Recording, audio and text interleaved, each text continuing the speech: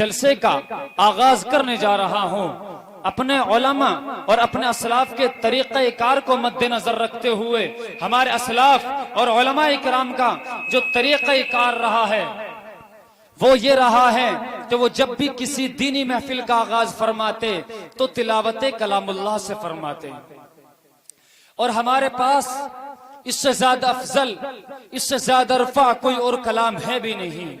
یہ کلام تمام کلاموں سے افضل کلام ہے، یہ کلام تمام کلاموں سے اشرف کلام ہے، یہ کلام وہ کلام ہے کہ جس کی حفاظت کا ذمہ خود رب کائنات نے لیا ہے۔ یہ قرآن وہ قرآن ہے کہ جب اس کا نزول، جس وقت سے اس کا نزول آسمان دنیا پر ہو رہا تھا، اس وقت سے لے کر اور آج تک وقت کے فرعون نے، وقت کے ظالموں نے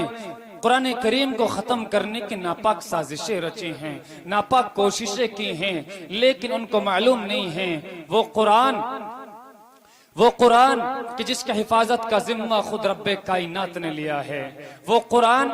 کہ جو لوح محفوظ کے اندر تحریر ہے، وہ قرآن کہ جس کی حفاظت پر مقرب ترین فرشتے مامور ہیں، وہ قرآن کہ جس کی حفاظت کے لیے اللہ نے حفاظ کے سینوں کو خالص کر رکھا ہے، وہ قرآن کہ جس کے متراجم و مفاہیم سمجھانے کے لیے اللہ نے علماء کرام کی جماعت کو منتخب کر رکھا ہے۔ اس قرآن کریم کے اندر کیسے ذرہ برابر تبدیلی آ سکتی ہے؟ نہیں، ہرگز نہیں آ سکتی۔ ارے جس وقت ظالم انگریز اس ملک ہندوستان کے اندر آیا، اس نے بھی قرآن کریم کو ختم کرنے کی سازشیں رچی تھی، قرآن کریم کے کئی لاکھ نسخوں کو نظر آتش کر دیا تھا، لیکن ان کو معلوم نہیں ہے اس کاغذ کے اس ٹکڑے کو، قرآن جس کاغذ پر لکھا ہوا ہے، اس کاغذ کو تم ختم کر سکتے ہو، اس کو جلا سکتے ہو، لیکن وہ قرآن جو حفاظ کے سینوں کے اندر محفوظ ہے اس کو تم ختم نہیں کر سکتے۔ تو سیدھے سیدھے میں بھی اپنے اسلاف اور اکابرین کے طریقہ کار کو مد نظر رکھتے ہوئے اللہ تعالیٰ کے اس مقدس اور پاکیزہ کلام سے اپنے اس جلسے کا باضابطہ طور پر آغاز کروں، اس سے قبل قرآن مقدس کے حوالے سے کہ ہر ایک حرف میں بیٹھا ہوا خدا ہوگا، ہر ایک حرف میں بیٹھا ہوا خدا ہوگا،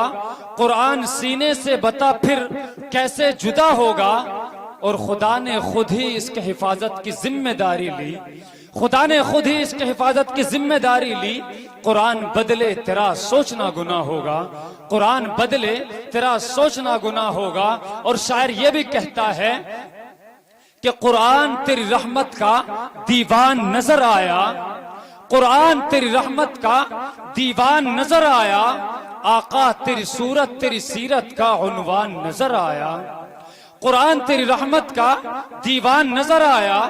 آقا تیری صورت تیری سیرت کا عنوان نظر آیا، ما زاغ ہیں آنکھیں والشمس ہے چہرہ، ما زاغ ہے آنکھیں والشمس ہے چہرہ، قرآن کے چہرے پر قرآن نظر آیا، قرآن کے چہرے پر قرآن نظر آیا۔ اے بچوں نیچے بیٹھ جاؤ، اے بچوں نیچے بیٹھ جاؤ، ماحول بنائیں، اور اب کسی کا انتظار نہیں کیا جائے گا، سیدھے سیدھے قرآن مقدس کی آیتوں سے جلسے کا آغاز کیا جا رہا ہے، اور انشاءاللہ اپنے وقت پر وہ پائے تکمیل کو پہنچ جائے گا، کسی کا کوئی انتظار نہیں کیا جائے گا۔ آئیے، جس طرح قرآن مقدس کلام ہے، جس طرح تمام کلاموں سے افضل کلام ہے، تو یقیناً اس کو پڑھنے والا بھی کوئی ایسا ہی شہرِ آفاق ہونا چاہیے۔ تو آئیے میں قرآن مقدس کی آیتوں سے اس جلسے کی اس نشست کا آغاز کرنے کے لیے میں گزارش کر رہا ہوں، ایک ایسے قاری قرآن تک پہنچنے کی جسارت کر رہا ہوں، وہ قاری قرآن کہ جس کو اللہ نے بہت ساری صفات سے، بہت ساری خصوصیات سے نوازا ہے۔ اللہ تعالیٰ نے اسے جہاں قرآن کریم پڑھنے کا ملکہ دیا ہے، جہاں ایک طرف اللہ تبارک و تعالیٰ کی حمد و ثنا کرتا ہے، اسی کے ساتھ ساتھ اللہ تعالیٰ نے اس قاری قرآن کو ایک شاعر لقب سے بھی اس کو ملقب فرمایا ہے، وہ کہ جہاں ایک طرف اللہ تعالیٰ کی حمد و ثنا کرتا ہے تو ایک طرف اللہ کے نبی صلی اللہ علیہ وسلم کی مدح سرائی کا بھی اللہ نے اس کو ہنر اور